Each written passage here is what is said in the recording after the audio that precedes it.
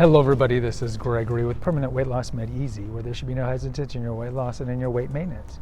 Today we're going to posit whether or not marriage in fact makes you more likely not to be overweight. Now before we begin, if you need help with weight loss, contact me through the Clarity FM link here found in the episodes.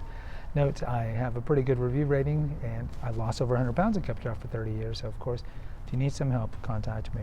Also, post a comment.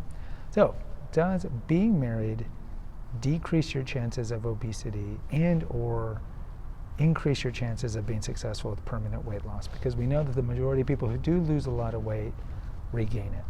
And I would tell you, look, what do the statistics back out and then bear out? And then we'll talk about the nuances here. So the statistics will tell you that in fact men's health is better when they're married. That your health would be better being married. Physical health, psychological health, mental health, all these things is actually better. Our life expectancy is actually longer for married men than for single men. Now, some of you might be shocked, or maybe you're not shocked. I think a lot of it depends on your experiences with marriage. I can say being married for quite some time and then being divorced and being single again, I guess I could give different perspectives as to why these numbers bear out.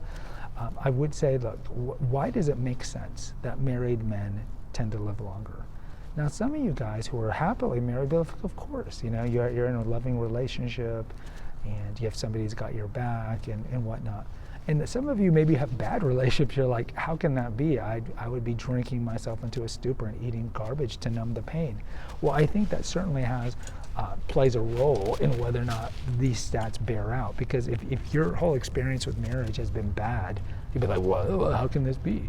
Well, I will say this, look, single men as a whole, certainly you can see this borne out in college young men, but even if you have a single man in his 40s, we tend to, as a whole, neglect health. I would say that.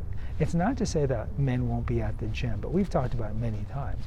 You can be a gym rat every day, but if you're drinking yourself into a stupor and engaging in negative lifestyle choices, including eating, but other things, it's not really going to make that much of a difference.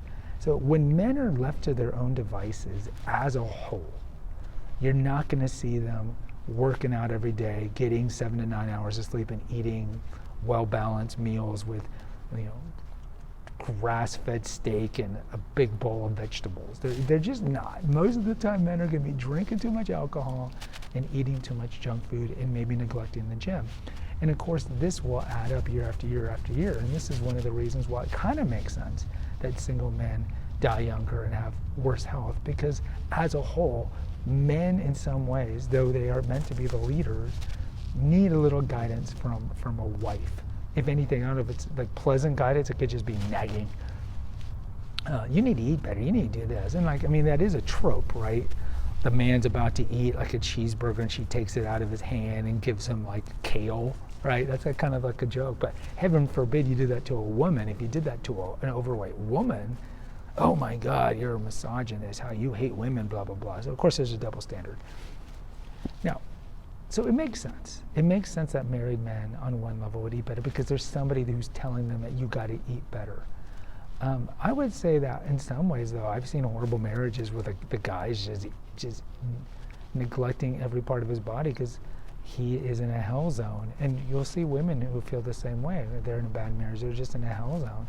This is why the average woman is 5'3" and weighs 170. Right? It's not just the fact that we have all these ultra-processed foods, but people are using food to soothe pain, to numb pain. So do I think that marriage is good for your health? Look, the statistics are pretty consistent. Now, we could parse through them and be like, well, it's only married men who are responding, and then they feel like they got to respond a certain way, and maybe the pollsters are only targeting married men more than, you know, who knows. But we'll just say the stats don't lie. And married men do tend to have better health. And I would say that if you don't feel like the risk of marriage is worth it, then don't get married if that's what your conscience is telling you. But if that's the case, know the statistic and be vigilant on your health and eat well, sleep well, and work out. And don't be one of those guys who dies young because he just doesn't take care of himself. And I've mentioned before, like, we can't get mad when we get diseases, because most of the diseases we get, including cancer, are lifestyle choices. These are things that we've done, habits we've developed, and then there's no disease fairy that comes and sprinkles disease dust on you when you're 55. It just doesn't happen like that. We normally get diseases that are coming to us. So when we live a poor lifestyle and we get a disease, we just got to look in the mirror and be like, yeah. I mean, it's humility. It's like, I didn't take care of my body, so this is what happens. Guys, post in the comments. Either way, I'd love to hear from you. If you've been married or single, if you think your health is better when you're either married or single. Until next time, take care, God bless, and pray.